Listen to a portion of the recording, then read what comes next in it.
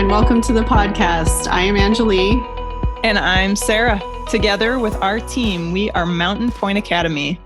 We are so excited to share insights into education with you and hope that you can find value in these conversations geared toward fostering lifelong learners. Let's talk.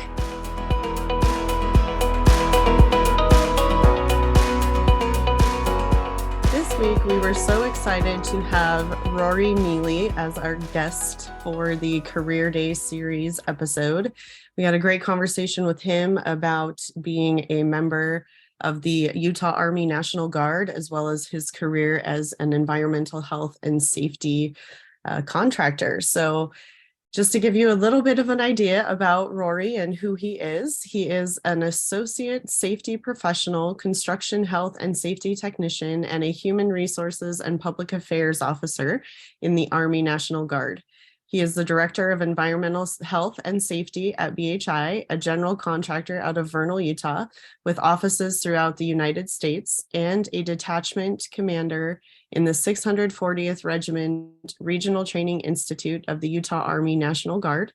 Rory received a Bachelor of Science in Communications with an emphasis on public relations from Southern Utah University. He will graduate from Eastern Kentucky University with a Safety, Security, and Emergency Management Master of Science in May of 2023. He is a lifelong student and believes that education is important and that it comes in different ways. Trade schools, undergraduate and graduate level programs, as well as certificate courses should all be valued paths to education. So again, we were so excited for this episode. Rory offered a lot of insight into lifelong learning and the importance of pursuing your dreams. So let's go ahead and dive into today's episode.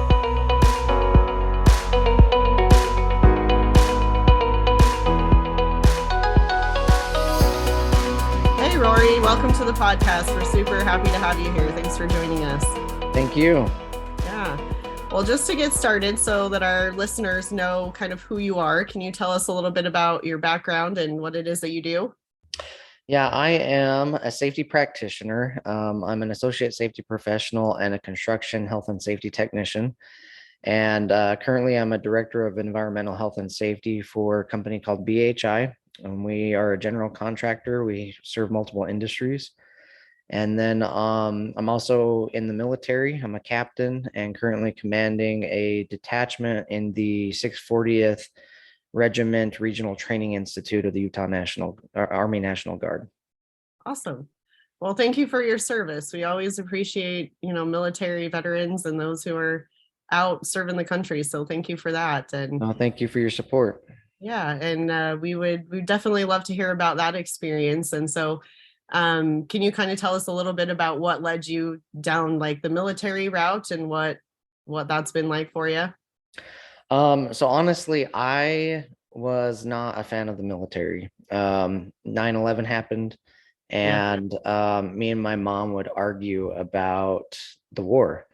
I was very anti-war. I was very just, I don't know if ignorant is the best term, but I was pretty ignorant, pretty naive about world events. And we were arguing about it. And I had said something about the soldiers, and my mom said, "I'm going to stop you right there. They're doing their job, right? They have nothing to do with the war." She's like, "You can hate the war all you want, but you're going to respect those that serve this country." And I don't think I said anything overtly disrespectful, but in our heated conversation, I was like, "No, this is dumb." And then I served a mission for my church, and one of my first areas happened to be an Air Force base. And I got to interact with several of the service members of different branches and just loved them. I mean, they were just the most wonderful people. I gained some insight, and everywhere I served in that area, getting to know members of the armed forces. And when I came back, I ended up, getting ready for school and was contacted by an ROTC recruiter at Southern Utah University, somebody who had seen me in high school climb a wall, and he was like, "Hey, you did that really quick. We want to recruit you." And I was like, "No, not a chance." And I called him. I was like, "Tell me about the ROTC." And he said, there's no commitment. Come and take a class. I had to take a couple classes, do a semester, and ended up really enjoying it. And wasn't going to join. ROTC was good enough for me, but I went out to Washington, D.C. I was selling security systems of all things in Virginia, and ended up knowing that that was not my style. And after a month, I was like, I think I'm going to head back home. And went to DC, walked around for the day, and had some incredible personal experiences. And I knew I wanted to join the military. Arlington National Cemetery. There's this statue, I think it was outside of the IRS building, that was of Nathan Hale, Sir Nathan Hale, whose famous quote, he said, my only regret, as he was being hung for treason, because he was a spy for the Continental Army, was that my only regret is that I had but one life to lose for my country. And like that had a huge impact on me. Like I would say that day was a spiritual event for me, knowing that I wanted to serve in the armed forces. And having previous experience with service members, I knew that I wanted to join the National Guard. I'd have more control over my civilian career, more control over where I lived, and still have the opportunity to serve my local communities as well as, world events.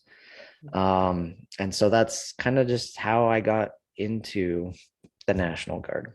Kind of funny, like you're serving, on a mission trip for your church, and then it's almost like God's just putting you where you're supposed to be.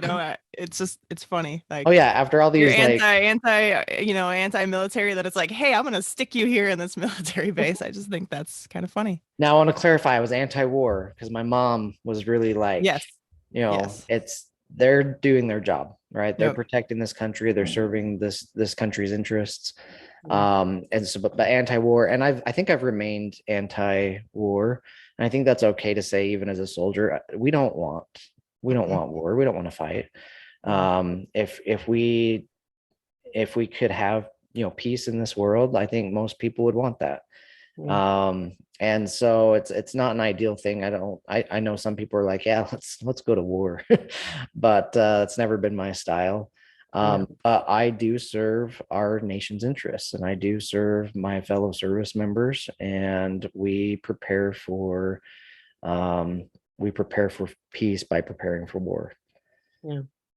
Well, and I think you bring up a good point that, most people join the military probably for that sense of service and connection and camaraderie, not violence and hate and, hey, let's make it more divided. It's more of a unifying action than a bloodthirsty, hungry thing, and so I appreciate that you kind of gave that insight as well. In fact, I think most recruiters would be like, you want to join? Why? Right. Yeah. Let's get a psych eval, and then we'll go from there. What is the process that you say that, because we ask that in other career paths, and it might not be as intensive. I would imagine it'd be more similar to, joining like a police force or a fire department versus getting an office job, right? Like, what's the process for that?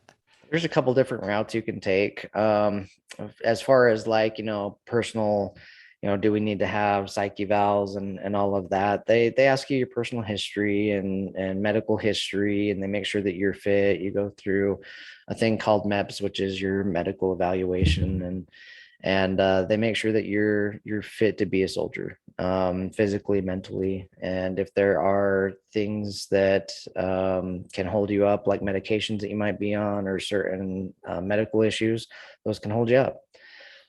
Excuse me. But it's the opportunities that you can take. I went through the ROTC, and you can gain scholarships. You can go to basic training. You can skip basic training and go straight into being an officer, because that's what the ROTC is for training new officers.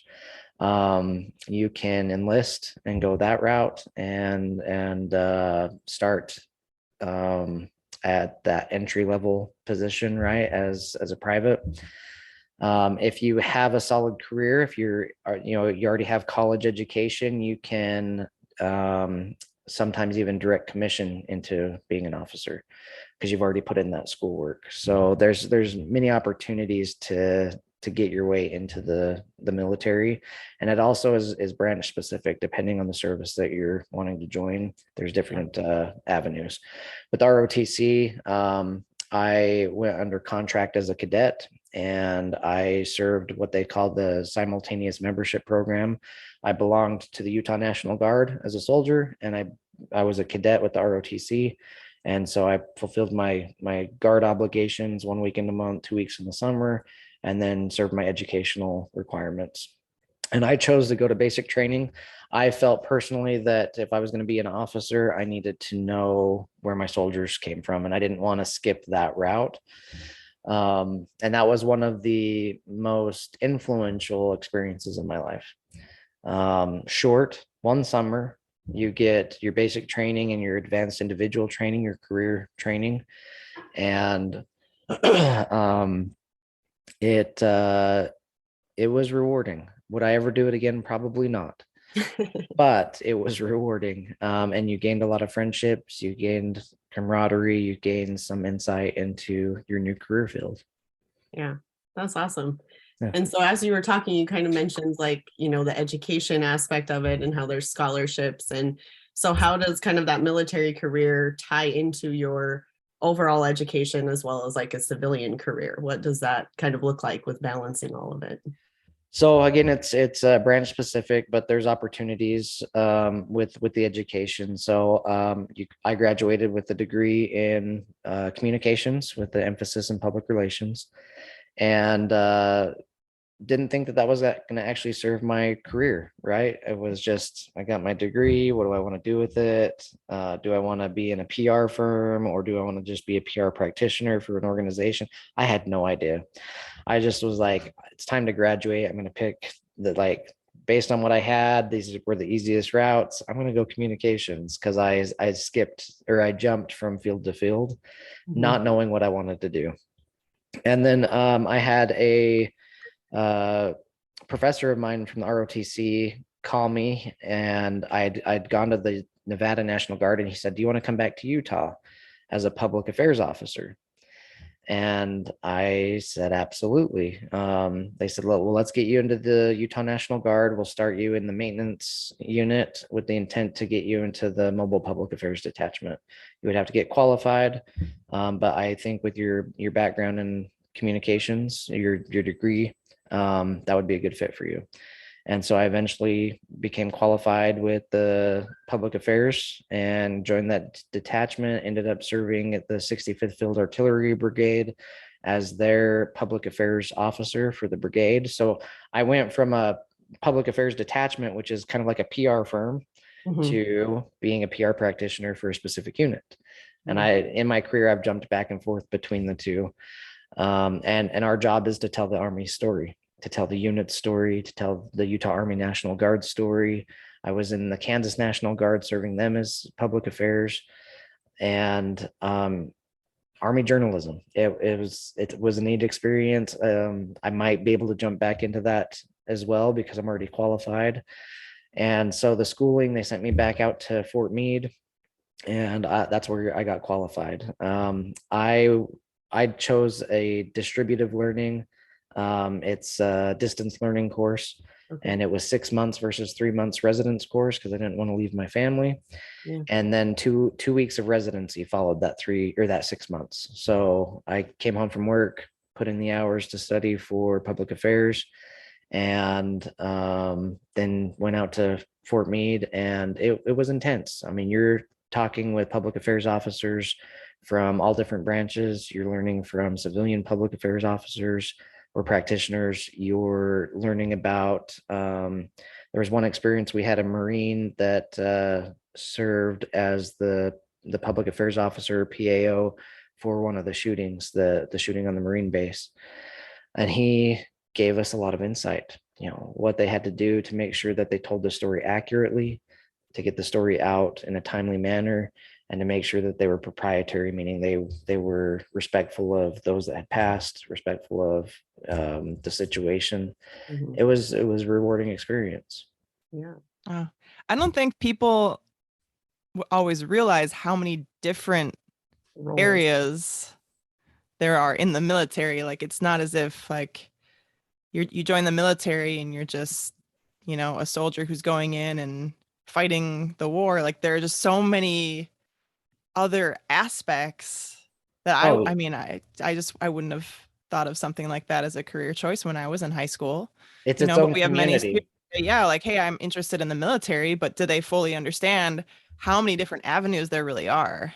Right. We think military or Marines or, Rangers or whatever else. And you're like, oh, strong man, go in, defeat the enemy and get out. Because that's what the movies, portray, right? Yeah. But it's its own community. We have our own laws.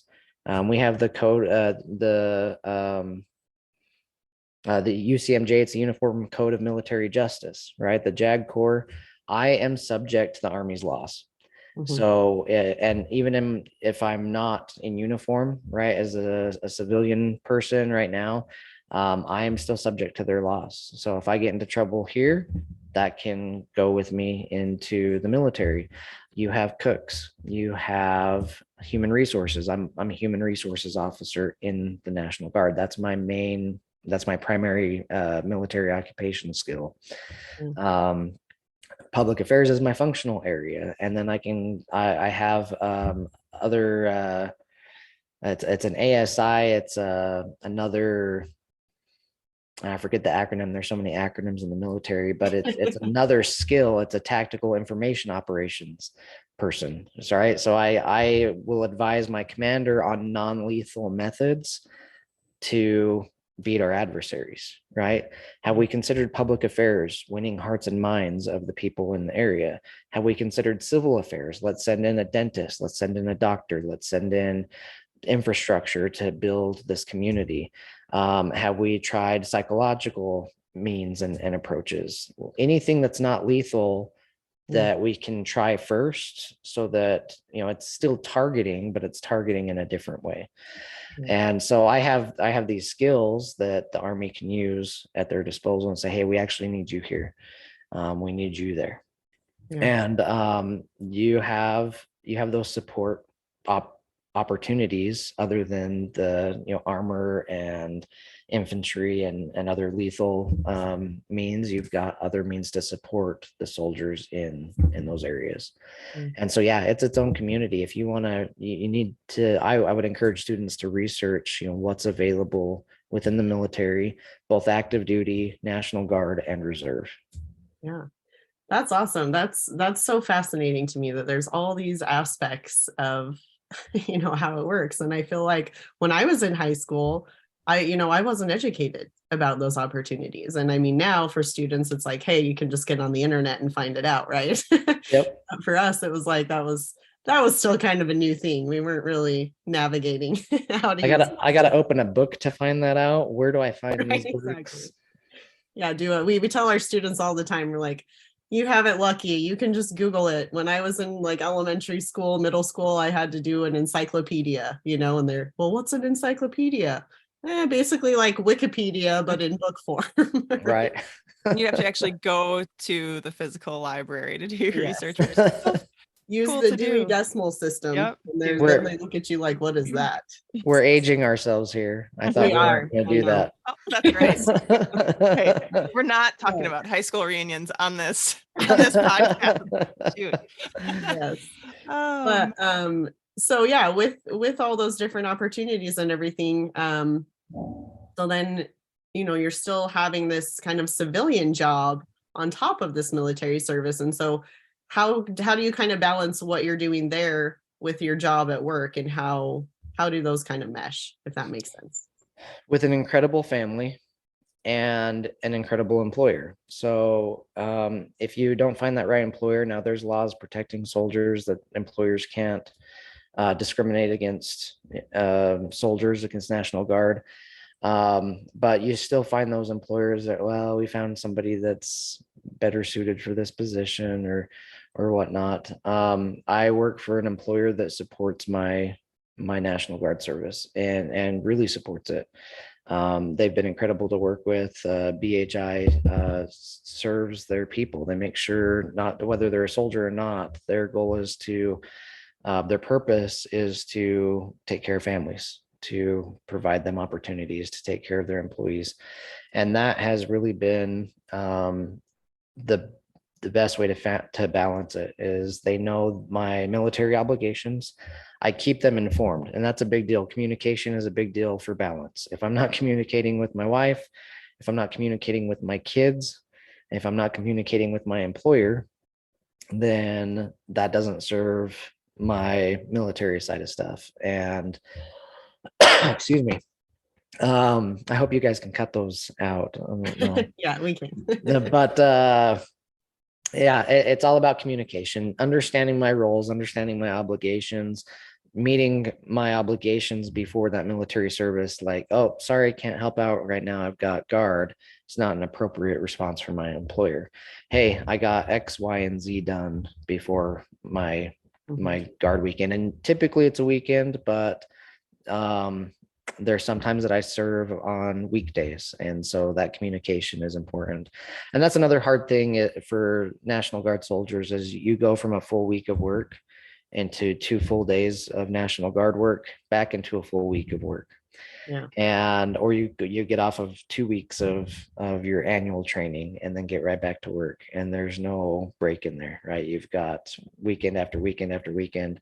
And so it can be pretty, painful sometimes to have a full long week, especially if things go wrong, to go into a weekend where things could also go wrong, to back into that week of trying to correct the previous week's work. But you learn resiliency, you learn balance, you learn time management. Those are things that are necessary in both worlds. If you don't have that down, those basic soft skills, you're not going to get very far in your careers. Doesn't matter what it is. Yeah. And that, I think, is great practical advice. That's something that we try to emphasize for our students is, learning those soft skills. Maybe you hate math and you don't want to do math, but guess what?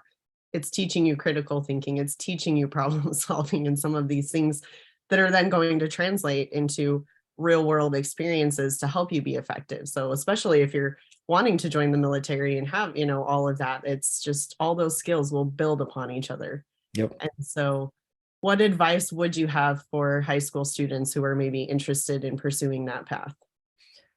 Which path? The military? Yeah.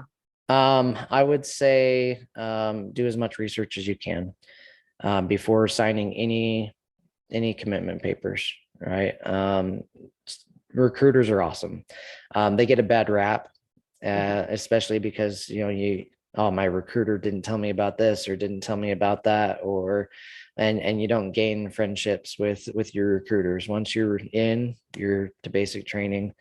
I was fortunate to have a recruiter that he was my mentor through my college years. I still look to him as one of my favorite teachers. I know I could call him up right now and ask him questions. And even though he's retired, he'd call me up.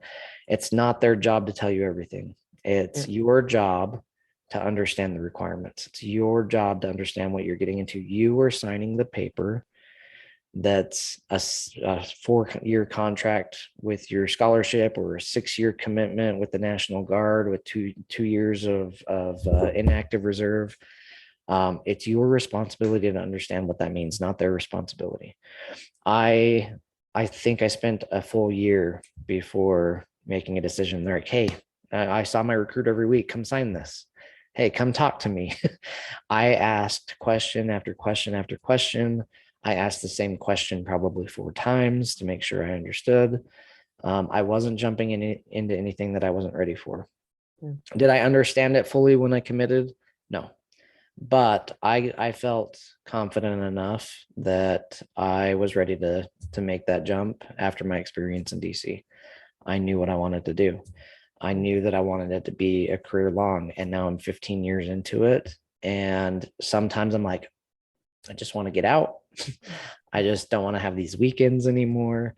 I want to join my brothers and sisters who have gotten their retirement or have resigned, and they can grow their facial hair and can do their hair however they want.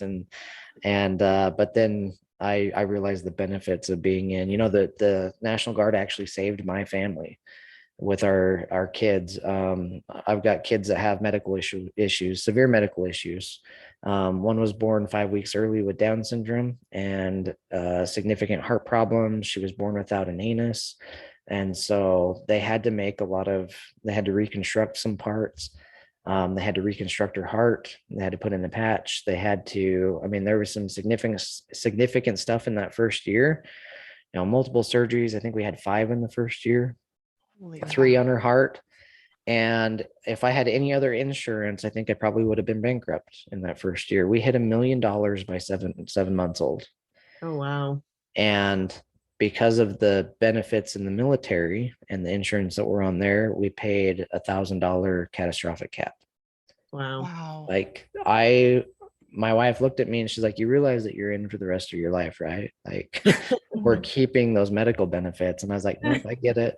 I wanted to anyway. But look for those opportunities that aren't just career opportunities. For those opportunities that take care of you and your family. What offers the good benefits? What offers you that stability? And with the military, don't go into the military thinking you're going to make a huge paycheck. Yeah. Like, I always assumed you join the military, it's the service, you don't get paid for it, but that's not true. It's a job, but it's not the highest paying job, but it's got incredible benefits.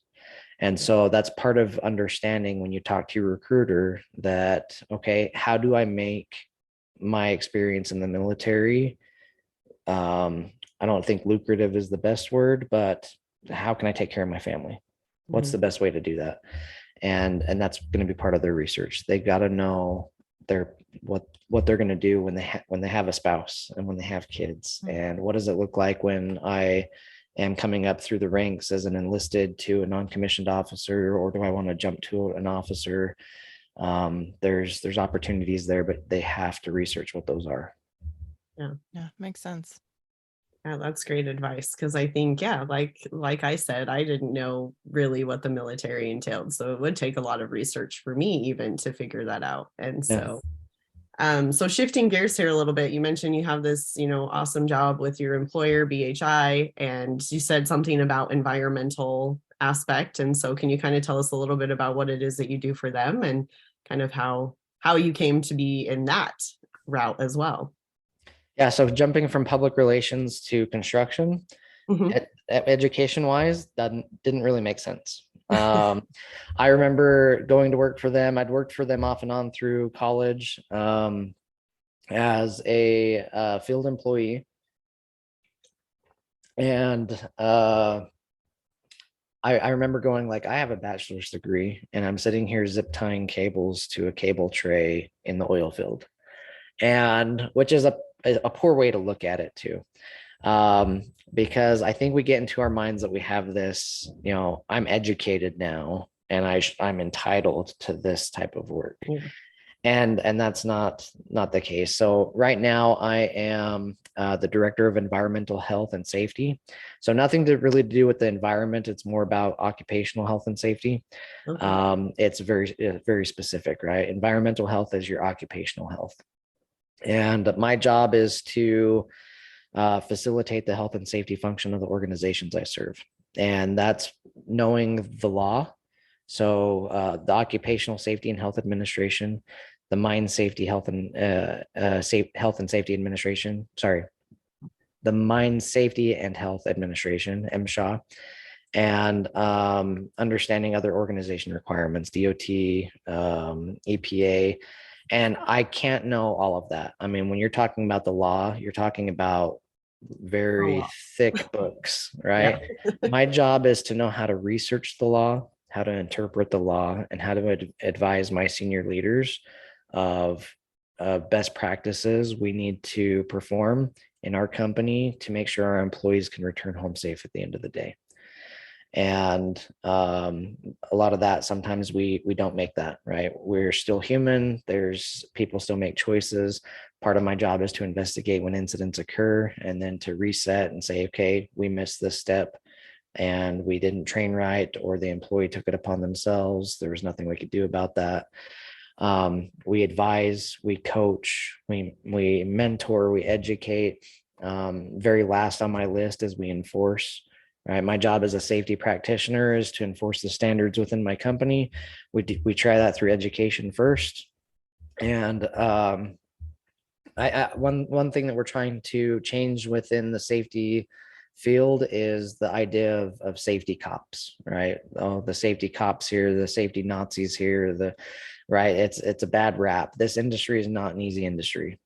But really the law enforcement officers come from OSHA. The law enforcement officers come from MSHA. They are federal agents to enforce the law with employers.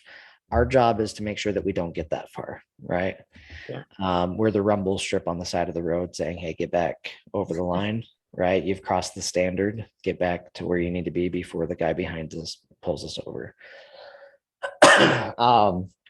And so that's part of my daily job. Get here, find out where we're at for the day, what trainings do we need, what incidents do we need to close out, and make sure that we understand how we can improve, and then how do we proactively prevent things from occurring. We want our people to go home safe.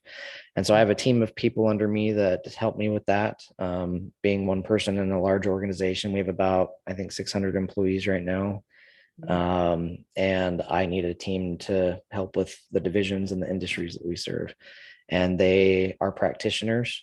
There is no, in the safety and health function, there's no set standard for being a safety professional. There's no, they're trying, and there's opportunities to gain education, but there's no set standard that says you have to have the X, Y, and Z to consider yourself a safety professional. In fact, I prefer the word practitioner, because we all practice safety in our field, but not everybody is a professional. Yeah. I've met plenty of safety practitioners who I would not call a professional. Excuse me. And I wouldn't call myself a professional. I don't think that that's something that you can call yourself. It's kind of like a leader. If I have to call myself a leader, I'm probably not a leader. The people who would follow you can call you a leader. They give the qualifications for that level, right? Same thing with a professional. I might know the standards, I might know the laws, but if I can't influence people diplomatically, am I a professional in my field? And I think that can go for any field. So I prefer safety practitioner. And you have to understand, in the safety world, you're talking about multiple industries. You're talking about general industry, which is your retail and everything else that's not construction. You've got maritime, and you've got agriculture, you've got mining. Everybody's background is completely different in the safety function. But that's basically what we do at BHI. I'm their senior leader for safety. I report to senior leadership on what they need to know to function so that they can make a profit and make sure our employers, or sorry, our clients are happy. That's cool. I started reading a book called Extreme Ownership by I'm so Jocko glad Willink. you said that. Because like when you were talking about leadership, it just made me think of that. And so the authors are actually, at least I know Jocko is a retired Navy officer, maybe. I'm not sure. He So it just seems like there's so much carryover to the skills that you learn. You know, like it goes back to the soft skills, but even though your two career paths are pretty different, there's still a lot of carryover when it comes to leading a team. And just, I don't know, it's fascinating to me how two things can be so different and yet interwoven in the same way. So, Yeah. so you're familiar with the book too, then, it sounds like. There's two books that that BHI is really founded on. We've read a lot of books over the past couple years as a leadership team. And give me just one moment. Yeah.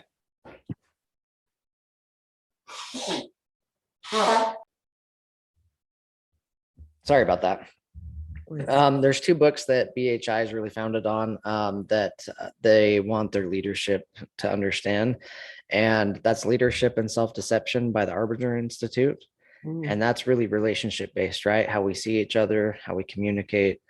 And the other one is Extreme Ownership by Jocko. And I believe those are the two that they really want people to read if they get hired on at BHI. Like, here's your books, get to understand these, because we talk about these all the time: taking ownership, what leadership means, communicating. So yeah, we're very familiar with the book and understand that we have opportunities to grow. Right, we're not going to win every time. There's going to be moments of failure. How do we address that failure? How do we communicate during that failure? And that's really the best teacher, right? Experience. Like, I'm always like, oh, it comes into my mind that time that I failed. And even though I've learned from it, like, why is that coming into my mind now? And what do I need to apply that to right now? It's not my successes that always come to mind. It's, okay, how did I drop the ball here? So yeah, that book is very important. Leadership is really the carryover for all industries. Yeah. Leadership and human decency, and those go hand in hand. The health and safety function is synonymous with people. We don't talk about the health and safety of the piece of equipment that we damaged. Yeah. We don't talk about the health and safety of the property that we broke, right? We talk about the health and safety of people. And the term safety culture comes up all the time. And I don't like the word safety or the term safety culture. We don't talk about finance culture. We don't talk about human resources culture when it's a function, but there's leadership culture. If we're not being safe on our projects, it's not a safety problem. It's a leadership problem. Somebody there is not knowing the standard, or not knowing when the standard applies, or not enforcing it. And so I can gauge our leadership culture and pull that leader aside, that manager aside, and say, okay, right now you're managing a process, but you're not leading people. And that's really how the Army is too, right? Mm-hmm. We're people driven. We want to take care of families. We want to take care of each other. There's such a camaraderie in the military that they're family. Same thing in our civilian organizations. You're with your coworkers way more than you are with your own family. And you learn to care about those people. They become your family. And when they get hurt, it's painful. What did we do wrong that one of our own got hurt? So yeah, that book is important. That the concepts of leadership definitely have to carry over. Yeah, I love that. That's solid advice, because especially for these, middle school, high school students that might be listening, like the sooner you can learn that, yeah, it's founded on people and relationships and just human decency, the better off you'll be for any field. Yeah. Because really that's what it boils down to is, yeah, you're going to be working with people. You're going to be interacting with different personalities than you and having to adjust and make compromises. And so if you can learn these soft skills throughout your life, it'll just be that much further ahead. And one question we ask all of our guests, Rory, is if you could go back to your high school self, what would you tell your high school self? What advice would you give? Regarding education or just any life advice in general? Yeah. Enjoy the time that you have. And that should carry, not just because you're going to miss like the freedoms that you had in high school. But if you learn to enjoy every minute, you're going to carry that with you in everywhere you go. Don't be in a rush to get anywhere. The minute you're like, hey, I've got to be the boss by the time I graduate college, you're going to be severely disappointed. Right. I went from getting a bachelor's degree to tying zip ties on a cable tray for months in the cold in the winter. And those were some of my more enjoyable opportunities. I gained some good friendships, gained some experience. Education isn't just about what you learned in the classroom. It's about how do you apply it. And I think the biggest thing that you I would teach them is, one, to enjoy it, but two, learn how to work. Because, and through college, through your education, learn how to work. And I think that's the advantage that trade schools have. Yeah. And I can't emphasize that enough, because I think in our generation, and I don't want to age ourselves again, but it was like, go to college. You Yeah. have to go to college, or you're going to be a plumber, or you're going to be an electrician, or you're going to be like, you need to go get a degree, right? Yeah. I think our parents were probably frantic, like, they wanted to give us a life better than they had. But trade school is awesome. Yeah. I would encourage, if you have an interest in getting quick money, learn that trade school, because 4 years and then jumping into I work for this much, versus years later making what I thought I was going to make right after college. Trade school, you learn to work through your education. Mm-hmm. And me, I worked through getting a bachelor's degree, but I worked in a group home that had nothing to do with communications and nothing to do with construction. So learn how to work. And even if you're in your bachelor's program, learn how to work. If you have a full ride scholarship, if you have wealthy parents that are just going to pay for everything, go get a job, because those are where you build those soft skills. Tell me one job right now off the top of your head where you work alone, where you don't serve anybody, where you don't have coworkers. It's very few, Yeah. I can't if think of any. any. No, Yeah. because you have to learn how to work with people. You might have a tech job that you might be a little bit more isolated, or another job where you don't have to talk to people very frequently, but it's still part of our life. So yeah, learn to love the journey, enjoy every moment, and learn how to work. That's going to be your greater education.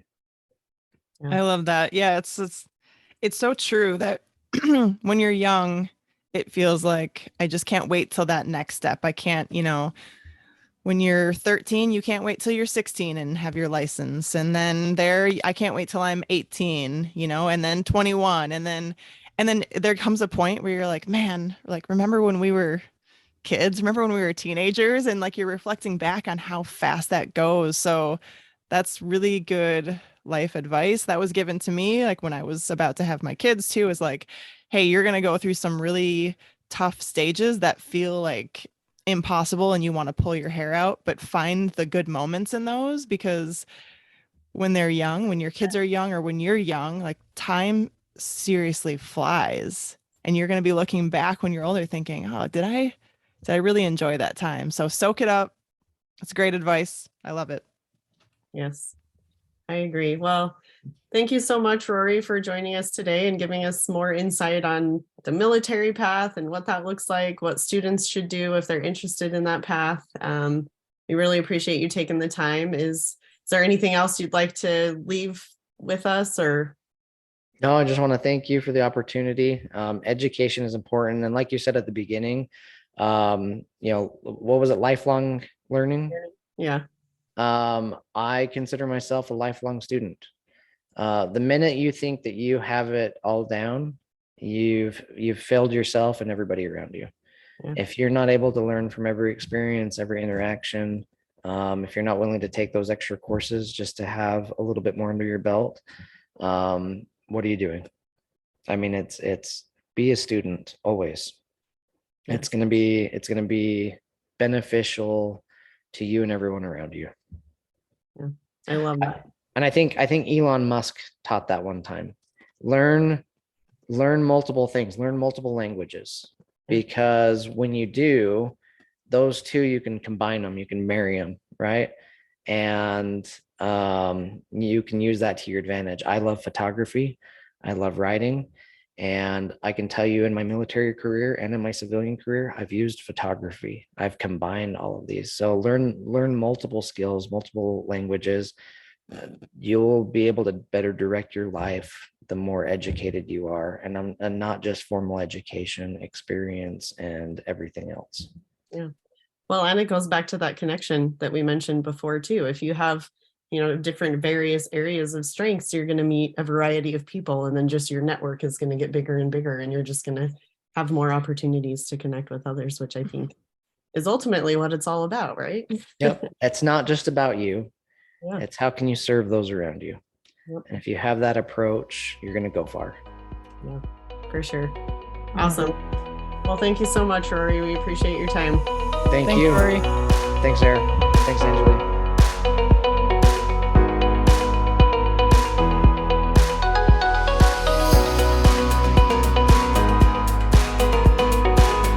We hope you have enjoyed today's episode and you learned a bit more about the power of education.